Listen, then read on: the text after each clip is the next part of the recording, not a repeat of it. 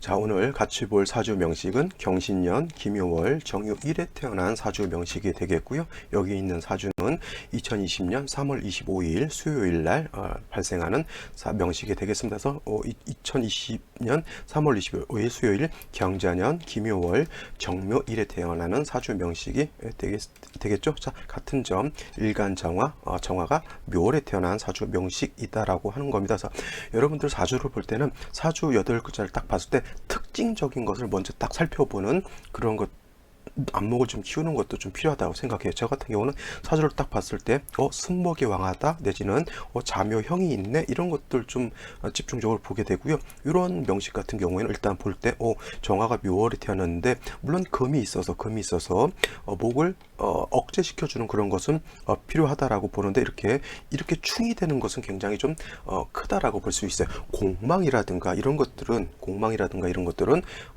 좀 뭐랄까 신살이라든가 이런 것보다는 사주를 볼 때 제일 중요한 것은 뭐냐면 음양오행의 뭐예요? 생극재화가 가장 우선시 되는 것이고, 이것을 잘 살펴본 연후에 공망이라든가 아니면 여러 가지 신살류들을 볼 수가 있거든요. 근데 이것을 제외하고 나서 신살류만 놓고 봤을 때 굉장히 좀 큰 오류를 많이 발생시킬 수 있다. 그러니까 사주 명식을 잘못 볼 수 있다라고 하는 겁니다. 그래서 제가 나중에 명식을 가지고 그 명식 안에 도화뿐만 아니라 여러 가지 신살들이 많이 있는데 그런 것들이 얼마나 좀 약간 허무맹랑한 건지 진짜 한번 제가 나중에 설명을 한번 드려보도록 하고요. 오늘은 이 명식 가지고 한번 보도록 하죠. 자, 일간은 정화라고 하는 일간이 되겠고요. 그 다음에 이 정화라고 하는 것은 말씀드렸지만 음화에 되게 됩니다. 음화라고 하는 것 뭐에 비유를 하냐면 등촉지화라고 그래요.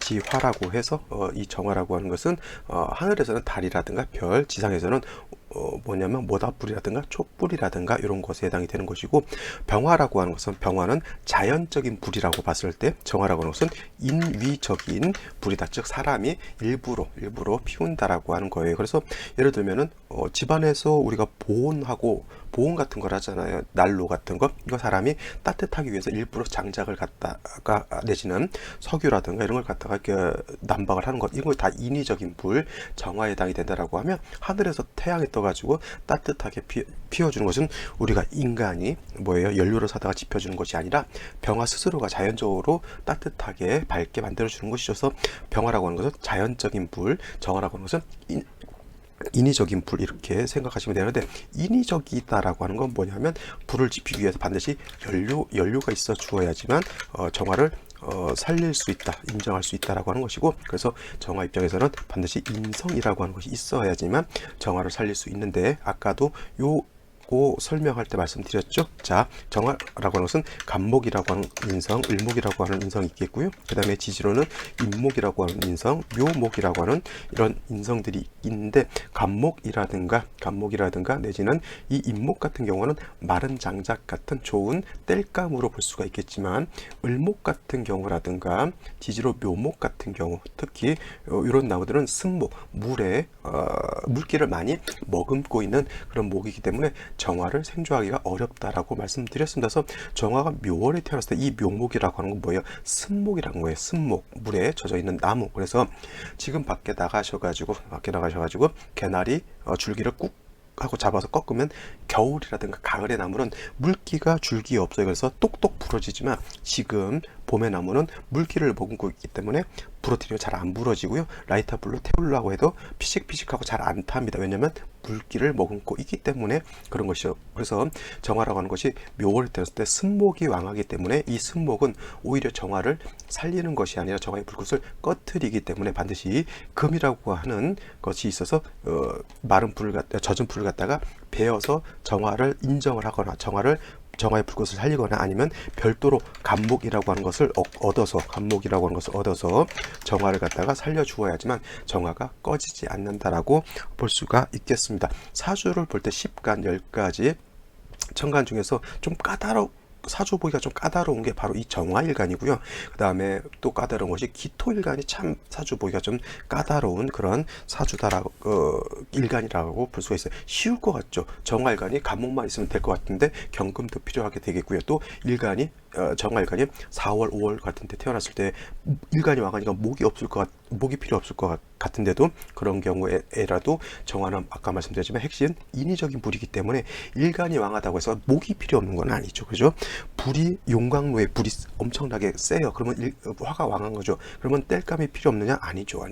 오히려 땔감이 더 많이 들어간다라고 하는 겁니다. 그래서 정화라고 하는 것은 간목, 경금 가지고 잘 배합을 하면 좋은데 오늘 명식 같은 경우에는 묘월에 일지에도 묘목이 있어가지고 승목이 너무 왕한 것이 문제였고 경금으로서 이 승목을 절제시켜주는 것이 관건이었는데 경금이 뿌리가 없었고 그 다음에 경금을 생겨주는 기토도 뿌리가 없었던 것이 약간 흠이었던 것이고 생시에서 요 단점을 보충해주는 생시가 필요했던 겁니다. 근데 같이 보는 이 사주 명식은 정화가 묘월에 태어났는데 3주까지만 이렇게 놓고 봤을 때 묘목 하나 빼고는 연주의 경신이 있잖아요. 그래서 경금이 뿌리가 있어서 이 경금 가지고 묘목을 갖다가 이렇게 절제시켜 줄 수가 있겠죠. 물론 이 기토는 크게 의미가 없어요. 왜냐면 금 자체가 세력이 있기 때문에 다시 이 경금을 기토가 생겨줄 필요는 크게 없다라고 볼 수가 있는데 가장 큰 문제는 뭐냐면 유금이 있다라고 하는 거예요. 유금. 이 원령 자체를 충하는 것이기 때문에 이 원령을 충하는 것은 그냥 묘목을 충한다라고 보는 것이 아니라 이거는 사주의 격국을 충하는 거기 때문에 격이 파해진다라고 하는 겁니다. 격이 원래 편인격인데 편인격이 재성으로 인해서 깨지는 것이고 이걸 또 어떤 분들 이렇게 보시는 분들이 있어요. 선생님 묘목을 갖다가 경금이 이렇게 재해주면 좋다라고 봤을 때 이렇게 유금이 있어서 묘목을 갖다가 재해주면 좋지 않습니까? 이렇게 놓고 보는데 이렇게 보게 되면은 을목 자체를 적절하게 베서 정화를 살리는 것이 살리기 위해서는 경금 같은 것으로서 적당하게 베어야 되는데 묘유충이 된다라고 하는 것은 뭐예요? 젖은 풀을 갖다가 완전히 뭐예요? 배서 완전히 없애버리는 거하고 똑같습니다. 그러면 묘목 자체가 없는 거하고 똑같아요. 그리고 금도 깨지게 되죠. 그죠? 그러다 보니까 문제는 뭐냐면 얘도 깨지게 되고 얘도 깨지게 되고 그러면 일간 자체가 뿌리 들 곳이 전혀 없게 되는 그러한 국세가 되는 겁니다. 물론 이제 정화일간이 묘에 뿌리를 두진 않죠. 그래도 3주까지만 놓고 봤을 때 묘목을 갖다가 잘 베다가 잘 말려서 정화를 살려주는 것이 그래야 정화가 꺼지지 않고 살 수가 있는 건데 이렇게 묘유충이 된다라고 한 것은 볕단 정화를 살릴 볕단 아니면 고추대라고 하죠. 옛날 같은 고추 이렇게 심어서 고추 다 하고 가을에 배서 말려놓으면 그거 가지고 불태워도 잘 태워줘. 그런 걸로 생각하시면 되는데 충하게 되면 그것마저 부스러져서 없어졌다라고 하는 겁니다. 이렇게 되면 정화일간이 어떻게 돼요? 매우 좋지 않은 상황인데 한 가지 문제. 자, 제가 원래 도화에 대해서 잘 말을 안 하는데 요거 묘목이라고 하는 것은 정화 입장에서 놓고 봤을 때 도화에 해당이 돼요. 도화. 그 다음에 물론 이제 유금은 정화 입장에서 도화는 아니다 하더라도 자오묘유라고 하는 거 있잖아요. 자오묘유라고 하는 것이 전체가 어차피 다 도화에 해당이 되는 것이기 때문에 이 유금도 도화, 따지고 보면 도화, 묘목도 도화인데 이 도화끼리 이건 서로 충하는 것이죠. 자, 이것은 도화고 묘목도 도화고 자수도 도화죠. 근데 자묘가 도화끼리 이거는 형을 하는 것이고, 그죠?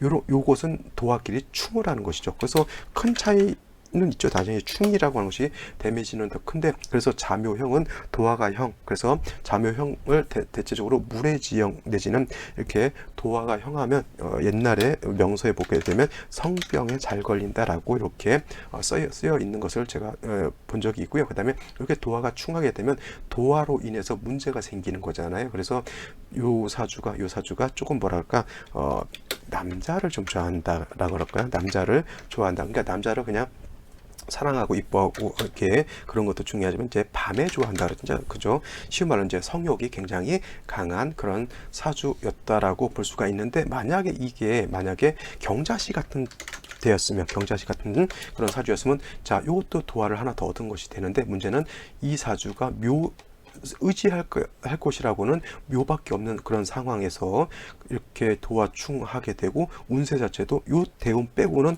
운세가 좋은 운이 없죠. 자, 물론 천간에 정화, 병화가 투출한다 하더라도 이 병정화도 뿌리가 없기 때문에 잘못하게 되면 이렇게 되면은 이렇게 사주가 주어지게 되고 목화운으로 가지 않고 이렇게 금수운으로 갈 때 이때 자칫 잘못하면 단명할 수도 있는 그런 사주 국세가 되는 거고요. 신축시도 좋지 않습니다. 제가 요 사주 같은 경우는 뭐 아까도 요 명식할 때도 말씀드렸죠. 갑진을사 병화가 좋다라고 말씀을 드렸던 것처럼 이 사주가 여명으로서 여자의 명식으로서 금수운으로 가기 때문에 이 사주가 살기 위해서는 가장 화가 왕한 사주를 생시를 얻어야 되는데 다행히 이 사주는 병호시를 얻어가지고 자 묘목은 깨졌다 하더라도 오화라고 하는 것을 봤고요. 그 다음에 시간에서 병화를 봤기 때문에 일간 자체가 뿌리가 전혀 없진 않지만 역시 도화충이 됐다라고 하는 그런 단점. 그 다음에 오화도 따지고 보면 또 자오 묘유가 다 도화라고 놓고 봤을 때 또 도화를 하나 더 얻은 걸로 이렇게 놓고 볼 수가 있겠습니다. 그래서 이 명식은 일간 자체가 약하진 않지만 도화충으로 인해서 좀 남성 편력이라고 그러나요? 좀 약간 밤에 남자를 많이 좋아하는 좀 성욕이 강한 그런 여자가 된다라고 보겠고요. 연애를 할 때 남자들이 오래 이렇게 만난 남자들이 별로 이렇게 없었다라고 이렇게 얘기를 하는 그런 사주였습니다. 자, 을해대운 같은 경우 지금이 뭐 을해대운 정도 된 걸로 보이는데 올해가 경자년이에요, 그죠? 이렇게 됐을 때. 을의 대운 중에 뭐 해묘 한목 뭐 이런 것도 볼 수가 있겠지만 중요한 거는 뭐냐면 자 이 병화 일간 자체가 묘는 어차피 묘유충 돼가지고 묘목도 깨져 있겠고요. 그 다음에 유금도 같이 묘목만 깨지는 것이 아니라 금도 같이 상해를 입게 되고 이 병화가 의지할 수 있는 것이라고는 병화인데 이 병화보다는 뭐예요? 시지에 있는 오화에 뿌리를 두게 되기 때문에 이 오화가 깨진다라고 하면 일간 정화도 뿌리가 날아가게 되는 거고 병화도 오화가 깨지게 되면 병화의 뿌리도 날아가게 되겠죠. 근데 올해가 경자년이기 때문에 이 자수가 오게 되면 자 정화 입장에서 칠살 관살 있긴 한데 이것이 오무로 인해서 오화를 이렇게 충하게 되죠. 그러면 병화일간 정화일간 겁재인 병화의 뿌리가 다시 날아가고 그 다음에 자수라고 하는 것은 칠살 관살이죠. 남자에 해당이 될 수가 있겠고요. 그 다음에 저 자오 묘유가 다 도화였기 때문에 자 묘, 유, 오 도화 중에 다시 자수가 다시 가중되면서 자오충 묘유충이 되죠. 올해 같은 경우에는 반드시 뭘 조심하셔야 되냐면 관제 구설에 조심하셔야 되는 거고요. 이런 사주는 그 다음에 하다못해 병 걸리는 거 있잖아요. 질병, 질환 같은 것. 그 다음에 자수라고 하는 것은 정관이 아니라 이건 편관이죠. 그러니까 이상한 남자를 만남으로 인해서 나의 뿌리가 날아가게 되죠. 그러니까 남자로 인해서 관제구설 내지는 병에 걸린다거나 아니면 남자로 인해서 크게 해를 받는 것 굉장히 조심해야 된다. 이렇게 통변을 할 수가 있겠습니다. 사업 같은 거 한다라고 하면 확장을 하면 될까요? 안 될까요? 절대로 확장해서는 안 되죠. 올해 같은 경우 무조건 복지부도 그냥 부처님 반쪽알이다 이렇게 생각하면서 그냥 마음 수행하면서 살지 않으면 굉장히 큰 고난을 당할 수 있는 그런 명식이 되겠습니다. 자, 오늘은 여기까지 설명을 드리고요. 저는 내일 또 찾아뵙도록 하겠습니다. 감사합니다.